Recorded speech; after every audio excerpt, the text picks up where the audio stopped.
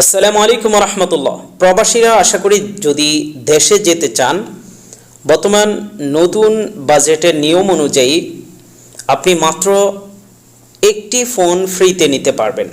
একটি তো আপনার ব্যবহৃত, আর সাথে আরেকটি নিতে পারবেন ফ্রিতে।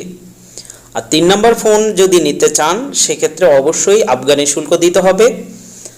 আফগানি শুল্ক আপনি যদি আপনার ফোনটার দাম 30,000 টাকার মধ্যে হয় সেক্ষেত্রে 5,000 টাকা শুল্ক দিতে হবে, এবং আপনার ফোন যদি 30 থেকে 60,000 টাকা হয় সেক্ষেত্রে 10,000 টাকা দিতে হবে।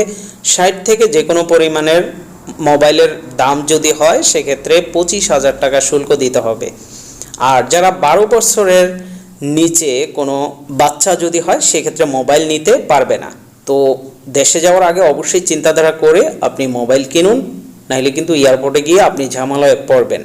সবাই আমাদের চ্যানেলটি সাবস্ক্রাইব করবেন, ফেসবুক পেজটি ফলো করবেন।